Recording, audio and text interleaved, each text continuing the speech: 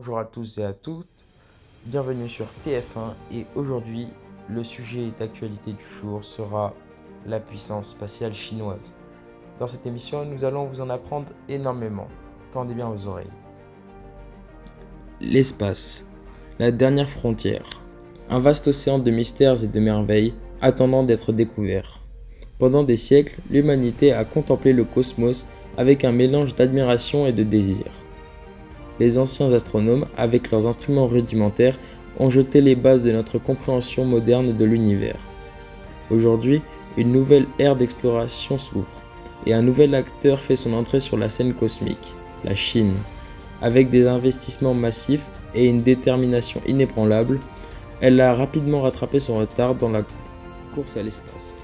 Le dragon, autrefois endormi, s'est réveillé, cette fois-ci les yeux rivés vers les étoiles. Symbole de puissance et de sagesse, le dragon incarne l'esprit de la puissance chinoise dans sa quête pour conquérir les cieux. Mais comment cette civilisation ancienne, imprégnée de traditions, s'est-elle transformée en une réelle puissance spatiale redoutable? Pour répondre à cela, il faut remonter à l'origine du programme spatial chinois. Datant de 1956, durant la présidence de Mao Zedong, 1949-1976, inspiré par les réalisations des États-Unis et de l'Union soviétique. Il déclare en 1956 « Nous aussi, nous fabriquerons des satellites ». Cependant, leur programme est assez lent, franchissant malgré cela des étapes assez importantes. De l'envoi de son premier satellite en orbite, Dongfang-Hong, en 1970, qui signifie l'Orient est rouge, qui représente les débuts d'une suite de victoires pour la Chine.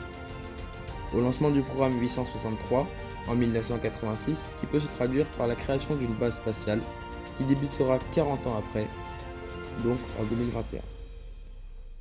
L'envoi d'un premier vol inhabité, également nommé Shenzhou, qui n'était qu'un genre de test, lancé en 1999. Ce satellite est une copie de Soyouz, un satellite de leur allié russe. La Chine a fait preuve de capacités remarquables et d'une détermination sans pareille à repousser les limites de l'exploration spatiale, notamment en créant l'équivalent de la NASA, le CNSA, ou China National Spatial Administration en 1993. Leur premier projet sera Yang Liwei, le premier taïkonaute envoyé sur la Lune en 2003, au bord du vaisseau Shenzhou 5, soit 10 ans après le lancement de ce projet. Cela permet à la Chine d'être le troisième pays du monde à envoyer un homme sur la Lune. Il est important de savoir que la Chine compte énormément sur son plus grand allié, la Russie, qui lui apporte énormément de connaissances via un partage d'informations qui est indispensable, mais aussi dans la formation du premier taïkonaute ainsi que des suivants. Mais qu'en est-il de la Chine aujourd'hui? En 2011 et 2016, les prototypes de stations spatiales Tiangong 1 et Tiangong 2 sans équipage ont servi à progresser dans leur projet final de base spatiale. Mais on en reparlera un peu plus tard. En 2016, la Chine publie également un livre blanc. En bref, c'est un outil communicatif informatif téléchargeable via un formulaire de contact. Ce livre est intitulé « Les activités spatiales de la Chine ».